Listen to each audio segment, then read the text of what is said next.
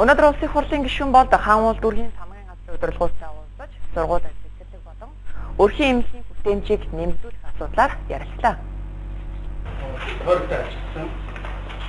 Нийслэлийн хаануул дүүргийн иргэдийн тоо сүүлийн жилүүдэд хальсангуй нэмэгдэж байгаа.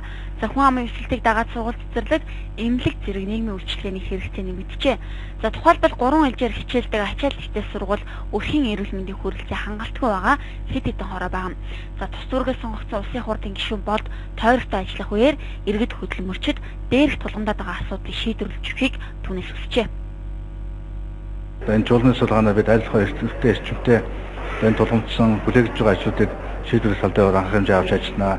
Тэгээд мэдээж цаашаа ч гэсэн иргэдэд бол үнэхээр хамгийн ойрхон тэгээд хүүхдийн сургууль боловсролын асуудал, эмнэлгийн үйлчилгээний асуудал, нийгмийн харамжийн асуудал, тэтгэврийн салингийн асуудал гэдэг маш амьдралд нь тулгамдсан өдөр тутам үүсэж байгаа асуудлууд байгаа шүү дээ. Тэгэхээр энэ бүгдэд бид анхаарал хандуулж ажиллах юм зайлшгүй шаардлага байгаамаа. За хаануул дүүргийн хувьд төрийн үйлчилгээний чанар бүтээмжийг нэмэгдүүлэхэд чиглэсэн шинэлэг ажлууд өрнүүлж байгааг улсын хурлын гишүүн болдод танилцууллаа. За хаануул дүүргийн захирам зохион байгуулалтыг түлхүү хэрэглэж дүүргийнхээ нийт иргэдийн 60-70% нь харьцаж төрийн үйлчилгээг иргэдэд илүү ойр болгохоор зорж байна.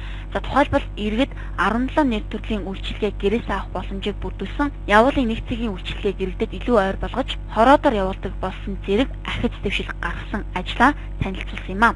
За харин сургууль цэцэрлэг өрхийн эмнэлгийн асуудлыг богино хугацаанд шийдвэрлэхэд анхаарч ажиллахаа мэдгдсэн. За мөн тус дүүргийн цагдаагийн хилцээр орж үйл ажиллагаатай танилцлаа.